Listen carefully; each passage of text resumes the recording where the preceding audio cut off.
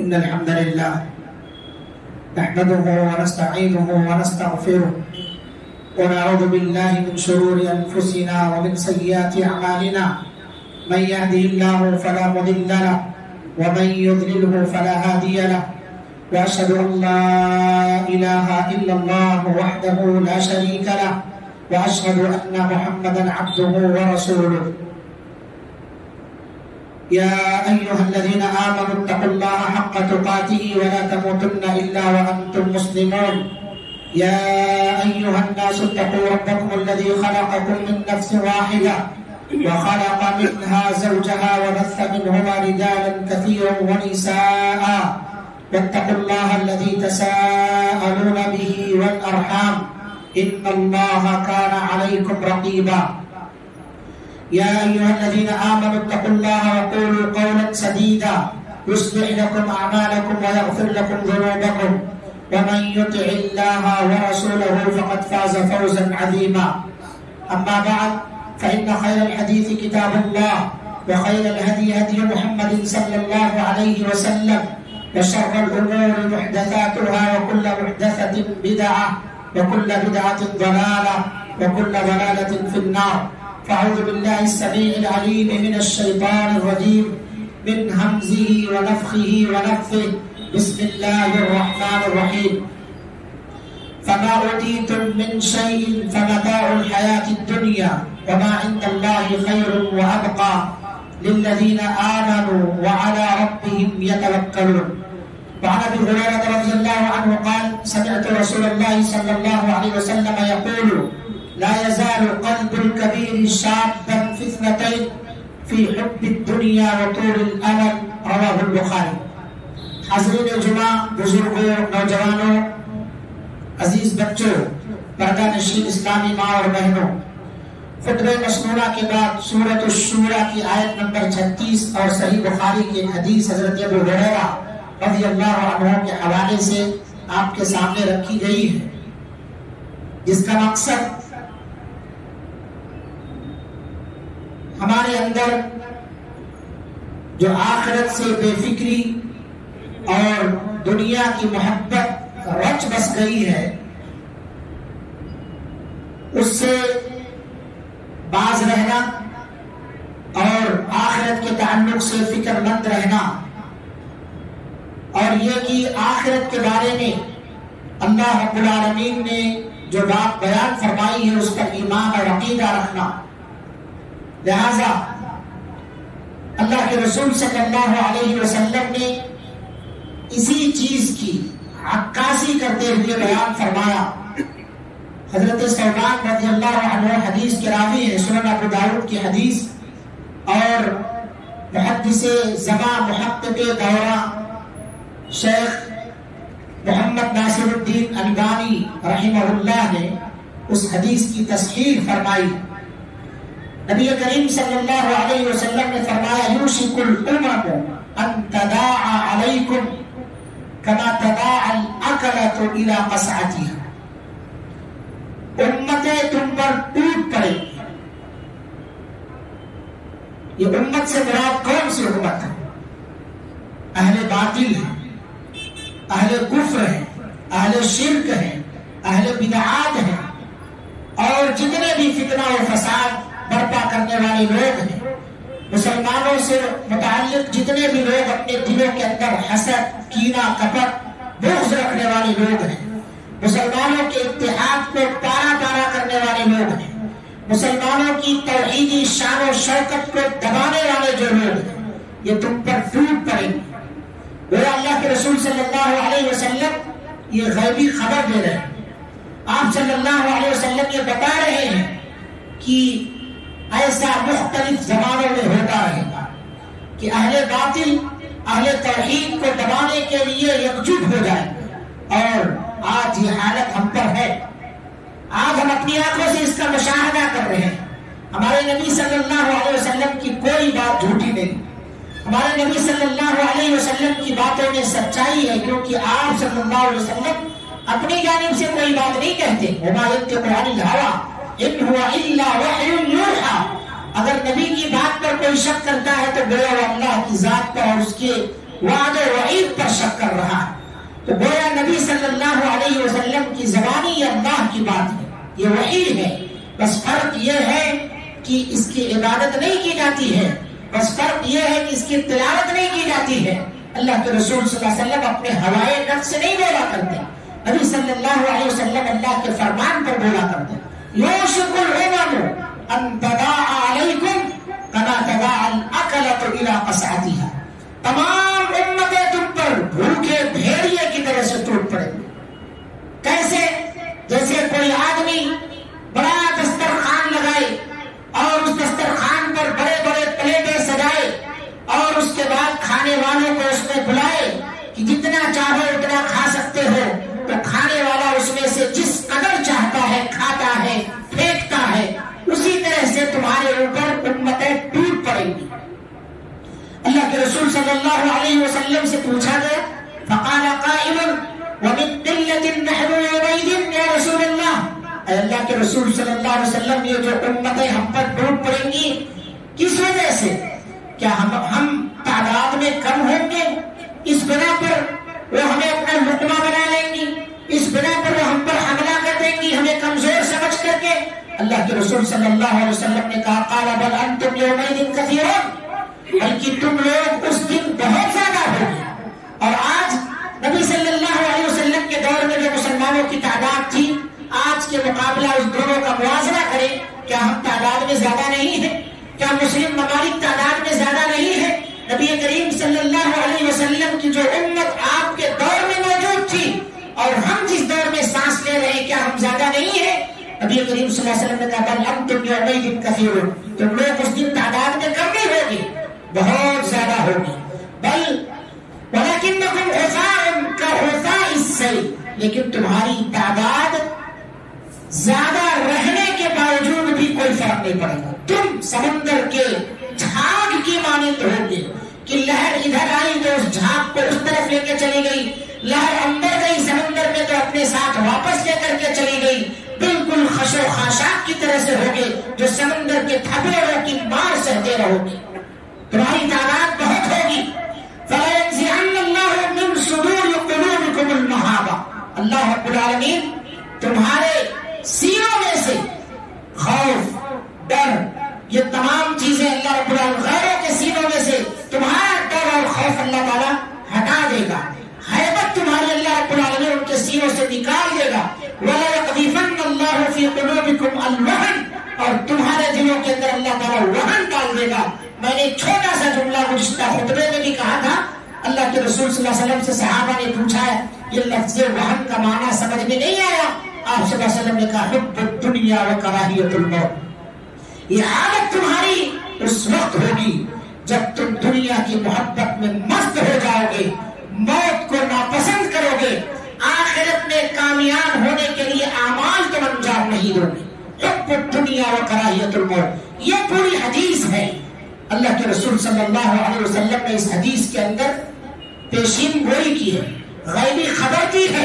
اللہ تعالیٰ نے آپ کو بتایا تو آپ صلی اللہ علیہ وسلم نے امت میں آنے والے جو فتنے ہیں ان فتنوں سے اللہ کے رسول صلی اللہ علیہ وسلم نے امت کو آگاہ کیا کہ اگر تمہارے اندر یہ چیزیں آئیں گی اللہ تعالیٰ تمہارے دلوں سے اللہ کا ڈر ختم کر دے گا, اور اسی طرح سے تمہارے اندر دنیا کی محبت پیدا فرما دے گا, بٹھا دے گا, جاگزی کر دے گا, اور تم آخرت سے غافل ہو جاؤ گے. تو ایسے حالت میں کیا ہوگا کہ تمام امتیں تم پر ٹوٹ پڑی. نہیں دیکھ رہے کیا روزانہ خبریں آپ نہیں پڑھ رہے ہیں کیا؟ ہندوستان کی سیاست میں بھی یہی سب کچھ چل رہا ہے, آپ اپنے کانوں سے سن رہے ہیں, اس کا مشاہدہ کر رہے ہیں.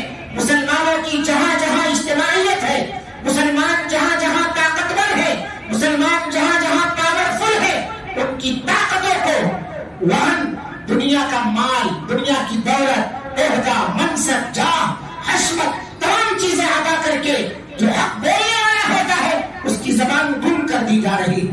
جو آدمی حق کی طرفداری کرنے والا ہوتا ہے, سپورٹ کرنے والا ہوتا ہے, اسے عہدوں سے بے دخل کر دیا جاتا ہے, اسے جیل کی سلاخوں میں ڈال دیا جاتا ہے. جہاں مسلمان بہت سکونت سے اور بہت ہی امن اور اطمینان سے زندگی گزارتے ہیں,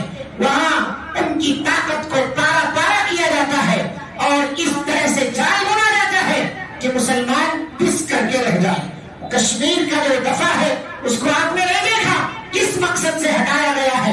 اسی طرح سے مسلمانوں کی جس صوبوں میں آبادی زیادہ ہے، جن شہروں میں آبادی زیادہ ہے، جن ملکوں میں آبادی زیادہ ہے، جہاں امن و امان ہے، وہاں فتنہ، قتل و غارت گری، مال کی محبت، جاہ و حسرت، ان تمام چیزوں میں مبتلا کیا جا رہا ہے. اور پھر انہیں میں سے کسی ایک کو مہرا بنا کر کے تمام مسلمانوں کا کی قتل و غارت گری یا اسی طرح سے ان کے اندر فتنہ فساد برپا کیا جا رہا. یہی ہے یوشک الامم ان تداعى علیکم کما تداعى الاکلۃ الی قصعتها. امتیں تم پر ٹوٹ پڑے گی. اللہ کے رسول صلی اللہ علیہ وسلم نے اس کی وجہ دوسری حدیث میں بھی بیان فرمائی. آج ہمارے بزرگ جو حضرات ہیں، معمر حضرات ہیں، انہیں بھی ہوش کے ناخن لینا چاہیے. وہ بھی غافل ہو رہے ہیں.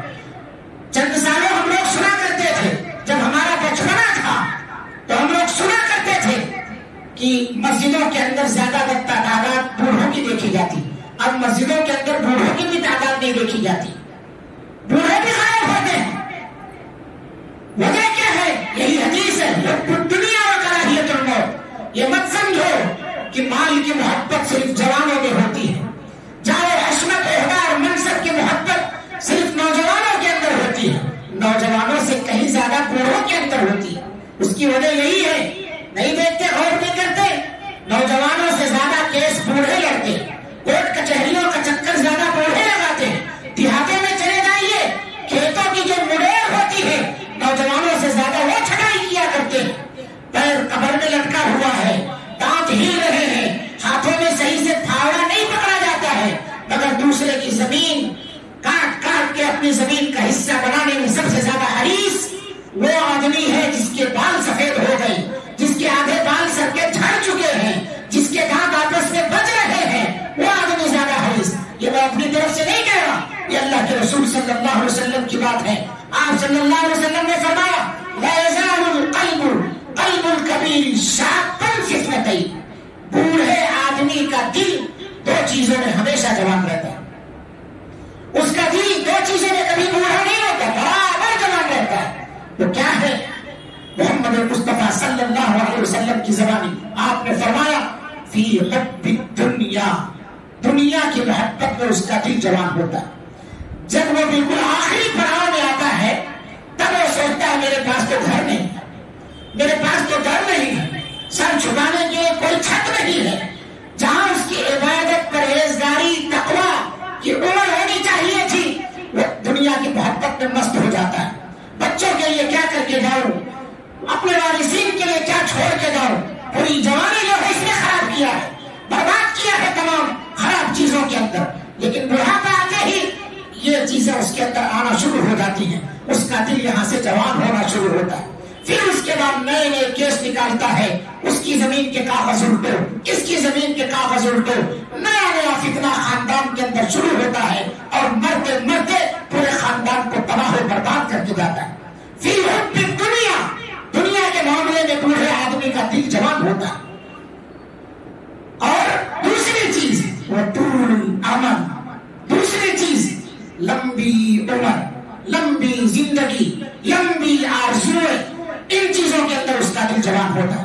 یہ اللہ کے رسول صلی اللہ علیہ وسلم نے فرمایا. تو اس حدیث سے پتہ چلتا ہے کہ مال کی محبت صرف جوانوں میں نہیں ہے، مال کی محبت جوانوں سے زیادہ بوڑھوں کے اندر ہے. الا من رحم ربی، مگر جس پر میرا رب رحم فرمائے وہ ان چیزوں سے پاک ہو جاتے ہیں، وہ ان چیزوں سے پاک ہوتے ہیں. اور یہی چیزیں اولاد جب اپنے باپ سے سیکھتی ہے تو اسی وراثت کو ان کے مرنے کے بعد آگے بڑھاتی چلی جاتی. اگر اپنے باپ کو اولاد یہ دیکھتی ہے کہ میرا باپ ایسے کپڑے پہنتا تھا جس میں پیبند لگے ہوتے تھے، میرا باپ قناعت پسند تھا، فضول خرچ نہیں تھا، میرا باپ ہر ایک کے حقوق کی ادائیگی کرنے والا تھا، میرا باپ علماء کا احترام کرنے والا تھا، میرا باپ معاشرے کے اندر نیک لوگوں کی قدر کرنے والا تھا، تو بچے کے اندر بھی وہی وراثت جاگتی ہے، بچے کے اندر بھی وہی تمام چیزیں پنپنے لگتی ہے. لیکن جب اس نے اپنے باپ کو دیکھا ہے کہ میرا باپ کورٹ کچہریوں کا چکر لگاتے مرا ہے تو وہ اس کیس کو اور آگے بڑھاتا ہے اور اس کیس کو جیتنے کے لیے ہر ممکن غلط طریقے اختیار کرتا ہے، جبکہ اس پر اس کا حق نہیں تھا. اسی لیے اللہ کے رسول صلی اللہ علیہ وسلم نے فرمایا بوڑھے آدمی دو چیزوں میں جوان رہتا ہے، حب الدنیا و طول العمل. اور یاد رکھیے یہ تو طول عمل ہے، یہ شیطان کی طرف سے. وہ لوگ جو مرتد ہوتے ہیں شیطان ان کے لیے دنیا کو مزین کر دیتا ہے. جو اسلام سے پھر جاتے ہیں پھر کفر کی طرف پلٹ جاتے ہیں شیطان ان کے لیے دنیا کو مزین کرتا ہے. اللہ تعالیٰ نے سورہ محمد آیت نمبر 25 کے اندر ارشاد فرمایا وَسَوَّلَ لَهُمْ وَأَمْلَى لَهُمْ الشَّيْطَانُ سَوَّلَ لَهُمْ وَأَمْلَى لَهُمْ کہ جو لوگ ہدایت پانے کے بعد مرتد ہو گئے ہیں ایسے لوگوں کے لیے شیطان نے دنیا کو مزین کر دیا ہے. وَأَمْلَى لَهُمْ اور آرزوؤں کو لمبی کر دیا ہے. آرزویں جب لمبی ہوتی ہیں تو شیطان جھوٹے وعدے دلاتا ہے. يَعِدُهُمْ وَيُمَنِّيهِمْ يَعِدُهُمْ وَيُمَنِّيهِمْ وَمَا يَعِدُهُمُ الشَّيْطَانُ إِلَّا غُرُورًا انہیں وعدہ دلاتا ہے اور آرزوؤں میں مبتلا کرتا ہے. اور یہ بات اللہ تعالیٰ نے بتایا میرے بندو ہوشیار رہو. وَمَا يَعِدُهُمُ الشَّيْطَانُ إِلَّا غُرُورًا شیطان کا جتنا بھی وعدہ ہے دنیا کمانے کے لیے، اس کی زمین ہڑپنے کے لیے، اس کو ذلیل و رسوا کرنے کے لیے، اسے نیچا دکھانے کے لیے، یہ سب دھوکے کا سامان ہے. اس دھوکے میں مبتلا نہیں ہونا، اس کی فکر کرو جو اللہ رب العالمین کے پاس ہے.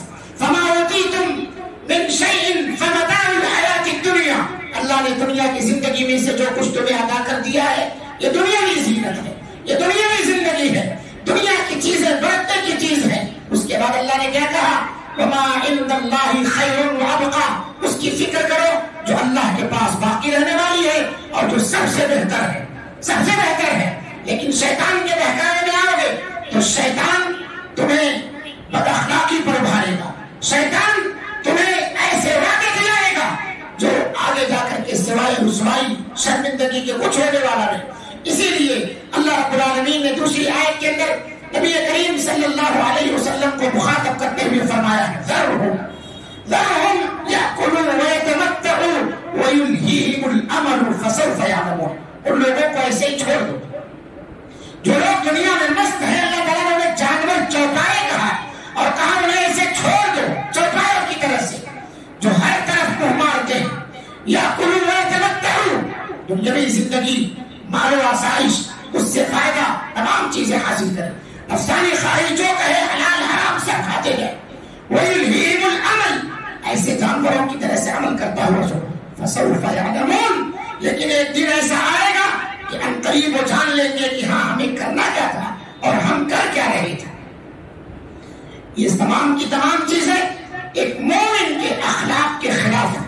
اللہ رب العالمین نے ارشاد فرمایا أَلَمْ يَعْنِ لِلَّذِينَ آمَنُوا أَن تَخْشَعَ قُلُوبُهُمْ لِذِكْرِ اللَّهِ کہ ابھی مومنوں کے لیے جو اللہ پر ایمان لانے والے ہیں ابھی وہ وقت نہیں آیا ہے جو اللہ کے ڈر سے ان کے دل جھک جائے، خوف و خشیت سے لرز جائیں. ابھی وہ وقت نہیں آیا کیا ان لوگوں کے لیے. وما نزل من الحق اور اللہ تعالیٰ نے جو حق میں سے نازل کیا ان تمام چیزوں کے لیے ان کا دل نرم نہیں ہوا ہے. اللہ رب العالمین نے آگے بیان فرمایا ولا یکونوا مومنوں ان لوگوں کی طرح سے مت ہو جانا جنہیں کتاب دی گئی ہے، اوتوا الکتاب جنہیں کتاب دی گئی ہے ان کے اوپر ایک لمبی زندگی گزری تو ان کے کیا ہوئے فقست قلوبہم ان کا دل تنگ ہو گیا، ان کا دل تنگ ہو گیا. تو گویا دنیاوی مال و محبت، دنیاوی جاہ و حشمت یا اسی طرح سے شیطان کا بہکاوا، شیطان کے وعدوں پر عمل کرنا یہ ہمارے دل کو سخت کر رہا ہے. اور آج ہمارا دل سخت ہو گیا ہے. کوئی پریشان حال ہو ہم اس کی مدد کرنے کو تیار نہیں ہوتے. ہمارے سامنے کوئی ناک رگڑتا رہے ہمارے ہاتھ مدد کے لیے آگے نہیں بڑھتے ہیں، دعاؤں کے لیے نہیں اٹھتے ہیں، اللہ کی عبادت کے لیے ہمارے پیر اس کے بہترین گھر مسجدوں کی طرف نہیں چل کر کے آتے. وجہ کیا ہے فقست قلوبہم دل دنیا کی محبت میں زنگ آلود ہو گیا ہے، تنگ ہو گیا ہے، اس کے اوپر زنگ لگ چکا ہے.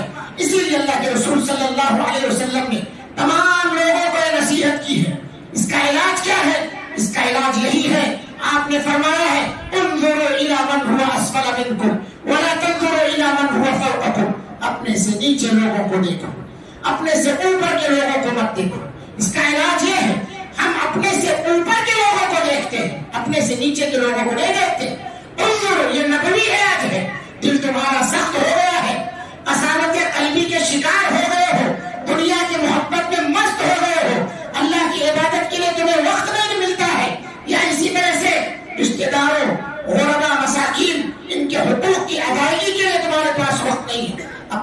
نیچے لوگوں کو دیکھو گے سارا وقت ملتا رہے گا اور سب کے حقوق بھی ادا کرو گے. انظروا الی من هو اسفل منکم ولا تنظروا الی من هو فوقکم. اللہ کے رسول صلی اللہ علیہ وسلم نے فرمایا فهو اجدر الا تزدروا نعمت اللہ علیکم. یہ ادا جو ہے، یہ عادت جو ہے تمہیں اللہ کی ناقدری سے بچانے کے لیے، اللہ کی نعمتوں کی ناشکری سے بچانے کے لیے بہت مناسب علاج ہے. لہذا اس علاج پر عمل کرو. اور ایک دوسری حدیث میں جو بخاری کے الفاظ ہے، آپ صلی اللہ علیہ وسلم نے فرمایا اذا نظر احدکم الى من فضل علیہ فی المال والخلق. جب آدمی کسی ایسے آدمی کو دیکھے جو اس سے مال میں، پیدائش میں فضیلت والا ہو، اللہ نے اسے زیادہ مال عطا فرمایا ہو، اس سے زیادہ خوبصورت اسے پیدا فرمایا ہو، تین لوئی کے اعتبار سے اسے اچھا بنایا ہو، عہدہ منصب بھی اسے عطا فرمایا ہو، نوکری والا بھی بنایا ہو، اچھی کمائی کر رہا ہو. نبی صلی اللہ علیہ وسلم نے فرمایا جب ایسے آدمی کو تم میں سے کوئی بھی شخص دیکھے تو اسے چاہیے کہ اس سے نیچے والے آدمی کو دیکھے.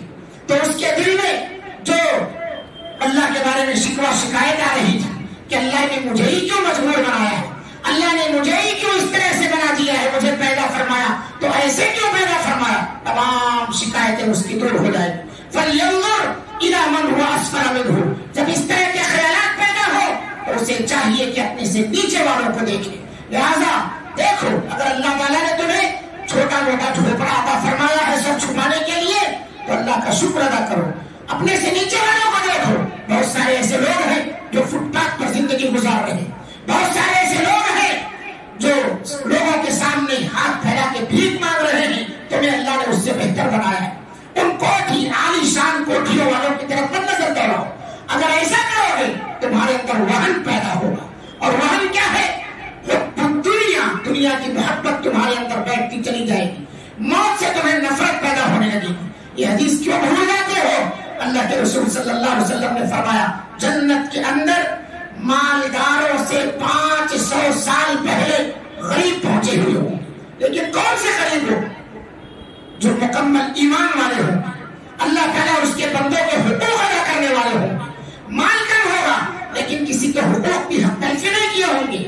اللہ تعالیٰ کا بھی حق ادا کیا ہوگا، اللہ کے بندوں کا بھی حق ادا کیا ہوگا. نبی صلی اللہ علیہ وسلم نے فرمایا اس کی وجہ کیا ہے؟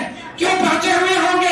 کیونکہ ان کو حساب کتاب کم دینا پڑے گا، ان کا حساب کتاب کم دینا ہوگا. اور جو مالدار ہوں گے ان سے پوچھا جائے گا مال کمایا کہاں سے ہے، خرچ کہاں کیا ہے. دو طرح کے سوالات ہوں گے مال کے تعلق سے.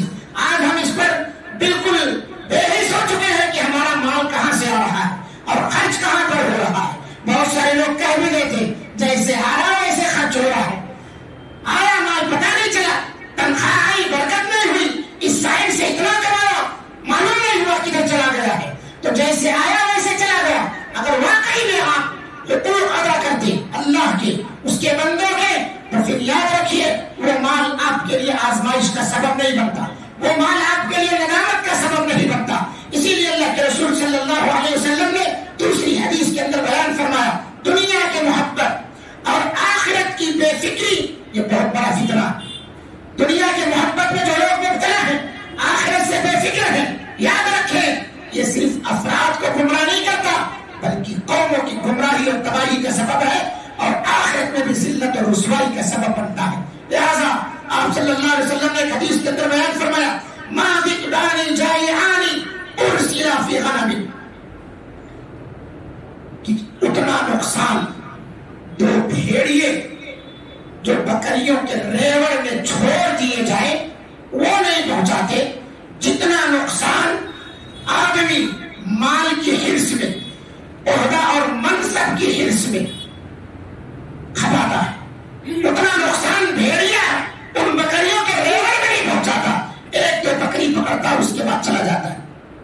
لیکن جب آدمی اپنی عزت کو داؤں پر لگا کر کے مال کی محبت میں مبتلا ہو جاتا ہے، عہدے کی محبت میں مبتلا ہو جاتا ہے، تو پھر یہ اس کے لیے اس سے بھی بڑی تباہی کا سبب بن جاتا ہے. لہذا اللہ کے رسول صلی اللہ علیہ وسلم نے اپنی امت کو اسی چیز سے ڈرایا ہے اور اللہ تعالیٰ نے فرمایا وَمَا عِندَ اللَّهِ خَيْرٌ وَأَبْقَىٰ.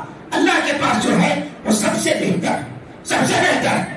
اللہ تعالیٰ نے خود دوسری سورت میں فرمایا بَلْ تُؤْثِرُونَ الْحَيَاةَ الدُّنْيَا والآخرۃ خیر وابقیٰ. بار بار جمعہ کی نماز میں پہلی رکعت کے اندر آپ یہ آیتیں سنتے ہیں. بل تؤثرون الحیاۃ الدنیا، بلکہ تم دنیا کو ترجیح دیتے ہیں، دنیاوی زندگی کی محبت میں مبتلا ہو گئے، حالانکہ آخرت اس سے بہتر ہے اور باقی رہنے والی ہے. کن لوگوں کے لیے سوال ہوتا ہے، کن کے لیے؟ اللہ نے اسے دوسری آیت کے اندر ارشاد فرمایا للذین آمنوا وعلی ربہم یتوکلون، ان لوگوں کے لیے جو اللہ پر ایمان رکھتے ہیں، اس پر بھروسہ رکھتے ہیں. اور آگے انہی لوگوں کی مزید صفات بیان کرتے ہوئے اللہ نے فرمایا والذین یجتنبون کبائر الاثم، جو بڑے بڑے گناہوں سے اپنے آپ کو بچاتے ہیں، والفواحش، چھوٹے گناہوں سے بھی بچاتے ہیں، وَإِذَا مَا غَضِبُوا هُمْ يَغْفِرُونَ، جب انہیں غصہ آتا ہے کسی پر تو سامنے والے کو معاف کر دیتے ہیں، کیس پر کیس نہیں کرتے، معاملے کو طول نہیں دیتے، مسئلے کو حل کرتے ہیں. والذین استجابوا لربہم، اپنے رب کی باتوں کو قبول کرنے والے ہوتے ہیں. وَأَقَامُوا الصَّلَاةَ، نماز کو قائم کرنے والے ہوتے ہیں. وَأَمْرُهُمْ شُورَىٰ بَيْنَهُمْ، اور آپس میں جب بھی کوئی معاملہ ہوتا ہے تو رائے مشورے سے حل کرتے ہیں اسے. وَمِمَّا رَزَقْنَاهُمْ يُنْفِقُونَ، ہم نے جو انہیں عطا فرمایا ہے اس میں سے وہ خرچ بھی کرتے ہیں. لہذا اسی لیے اللہ تعالیٰ نے قارون کو کہا تھا وَابْتَغِ فِيمَا آتَاكَ اللَّهُ الدَّارَ الْآخِرَةَ، اللہ تعالیٰ نے جو تمہیں آخرت دیا ہے اس کو بہت بڑی دولت سمجھا، اس آخرت کی دولت کی چاہت رکھو تو. وَلَا تَنْسَ نَصِيبَكَ مِنَ الدُّنْيَا، دنیا میں جو حصہ ہے اس کو بھولو مت. وَأَحْسِنْ كَمَا أَحْسَنَ اللَّهُ إِلَيْكَ، بلکہ اس میں سے حصہ لینے کے بعد اللہ تعالیٰ جیسے تمہیں نوازا ہے، تم پر حسن سلوک کیا ہے، ایسے اس مال کا حق بھی ادا کرو. خلاصہ کلام یہ ہے کہ ہمیں حرام کمائیوں سے بچنا چاہیے، حلال کمائی استعمال کرنا چاہیے، اور اسی کو کمانے کے لیے اللہ تعالیٰ سے دعا بھی کرنی چاہیے اور محنت مشقت بھی کرنی چاہیے. اور دوسری بات یہ ہے کہ دنیا کی محبت میں ہم اتنا مست نہ ہو جائے کہ آخرت سے غافل ہو، ایک دوسرے کے حق حقوق ادا نہ کرے. تیسرا مسئلہ یہاں پر یہ آتا ہے کہ ہم اگر دنیا کی محبت میں مبتلا ہو گئے اور آخرت سے بے فکر ہو گئے تو یاد رکھو ہمارے اوپر دوسری قومیں ایسے حملہ کریں گی جس طرح سے ایک بھوکا دسترخوان پر حملہ کرتا ہے، ایک بھیڑیا بکریوں کے ریوڑ کو تباہ کرتا ہے. اس لیے تمام مردوں سے، تمام عورتوں سے درخواست کی جاتی ہے اپنے معاملات صاف رکھو. آج ہم فتنے کے دور میں زندگی گزار رہے ہیں، ہم فتنے کے دور میں جی رہے ہیں، سانس لے رہے ہیں. اس لیے مسلمانوں اپنی حساسیت اور اپنی غیرت کو آواز دو، اپنے احساس کو جگاؤ کہ ہم کون سی قوم تھے اور کیا ہوتے جا رہے ہیں، اللہ ہم سے کیا مطالبہ کر رہا تھا اور ہم کس راستے پر چل رہے ہیں. اس لیے مسجدوں کا رخ کرو، حقوق اللہ اور حقوق العباد کی ادائیگی کو اپنا اہم فریضہ سمجھو. اسی طرح سے ابھی جو الیکشن کا ماحول چل رہا ہے اس مسئلے پر بھی اپنی نازک نظر رکھو اور اس کی نبض پکڑو. مسلمانوں کی اجتماعیت کو توڑ مت، مسلمانوں کی طاقت کو توڑ مت، اسے پاورفل بناؤ اور متحد ہو کر کے اپنا بہترین لیڈر چنو. اللہ سے دعا ہے اللہ رب العالمین ہم تمام لوگوں کو ایک اور نیک بنائے. رب العالمین ہمیں دنیا کی محبت سے بالکل بے نیاز کرے. اللہ تعالیٰ آخرت کے کامیابی کے لیے جو بھی اسباب اور ذرائع ہے انہیں استعمال اور اختیار کرنے کی توفیق عطا فرمائے. اللہ رب العالمین ہمارے اندر سے وہن کو نکال دے. اللہ تعالیٰ ہمیں دنیا کے فتنوں سے محفوظ فرما، آخرت کے فتنوں سے محفوظ فرما. اللہ رب العالمین تقویٰ پرہیزگاری کی زندگی اختیار کرنے کی توفیق عطا فرما. ہمیں اپنے معاملات کو بہتر سے بہتر بنانے کی توفیق عطا فرما. بار الہ ہمارے اندر جو بھی اختلافات ہیں، جو انتشار ہے، اللہ رب العالمین اپنے فضل و کرم سے اس کو دور فرما دے، ہمارے دلوں کو آپس میں جوڑ دے، ہمیں متحد ہو کر کے زندگی گزارنے کی توفیق عطا فرما. باطل طاقتوں کا مقابلہ متحد ہو کر کے قرآن اور حدیث کی روشنی میں کرنے کی توفیق عطا فرما. رب العالمین بہت سارے لوگ اسلام اور مسلمانوں کی طاقتوں کو توڑنا چاہتے ہیں، مسلمانوں پر بہت جگہوں پر مظالم ہو رہے ہیں. اللہ رب العالمین ایسے تمام لوگوں کو تو ذلیل اور رسوا کر دے. اللہ رب العالمین ایسے لوگوں کو ہدایت عطا فرما یا انہیں نیست و نابود کر دے. تو بہتر فیصلہ کرنے والا ہے، ان کے حق میں بہتر فیصلہ فرما. اللہ رب العالمین ہمیں ہر طرح کے باطل طاقتوں سے محفوظ فرما. اللہ رب العالمین ہمیں ہمارے اوپر سے تو حفاظت عطا فرما، ہمارے پیروں کے نیچے سے تو حفاظت فرما، ہمارے دائیں سے، ہمارے بائیں سے، آگے سے، پیچھے سے اللہ تعالیٰ تو ہم سب کی مدد فرما اور حفاظت حفاظت فرما. اللہ رب العالمین اس اسلام اور مسلمانوں کی قوت کو مضبوطی عطا فرما. اللهم اعز الاسلام والمسلمين واذل الشرك والمشركين ودمر جميع اعداء الدين. اللهم انصر من نصر دين محمد صلى الله عليه وسلم واجعلنا منهم، واخذل من خذل دين محمد صلى الله عليه وسلم ولا تجعلنا منهم. آمين. أقول قولي هذا وأستغفر الله لي ولكم ولسائر المسلمين فاستغفروه إنه هو الغفور الرحيم.